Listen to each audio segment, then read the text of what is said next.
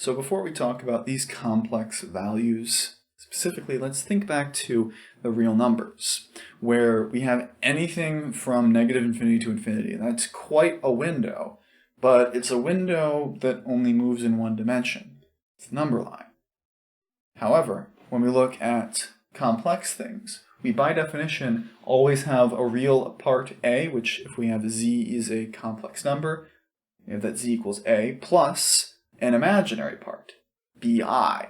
That b value is the imaginary part of our complex number, and I know some of you probably see that and wonder, hey, what happens if b is 0 or a is 0? Wouldn't we get something like, and the answer to that is probably yes, but we'll talk about that in a little bit.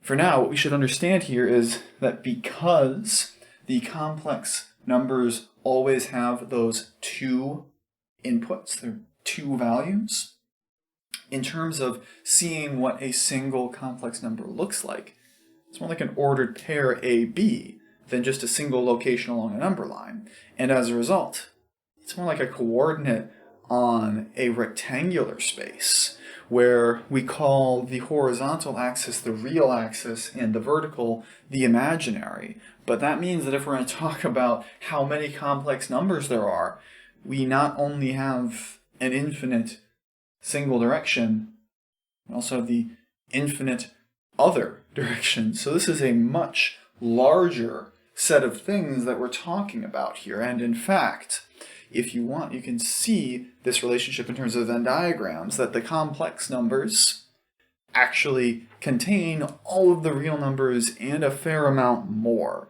That these are very, very important collections of things because, well, as far as our current understanding goes, they're everything. But the main point we want to get here is that when we're talking about these complex valued things, we're talking about kind of ordered pairs. And to understand this a little bit better, we're going to look at a couple of examples for what these look like in space. So for this, we want to plot the following complex numbers in the complex plane, where we have z equals 2 plus 3i, z equals negative 3 minus 5i, z equals negative 4, and z equals negative I. So in the first case, we have something of form z equals a plus bi, where a is equal to 2 and b is equal to 3. So we're going to go 2 to the right along the real axis and 3 up on the imaginary axis to land at the point 2, 3. Pretty straightforward. For our second case, we have that a is equal to negative 3 and b is equal to negative 5. So we're going to go to the left and then down to negative 3, 5. Also makes sense. And then we're going to get something that are a bit more particular, to be a bit more careful with these.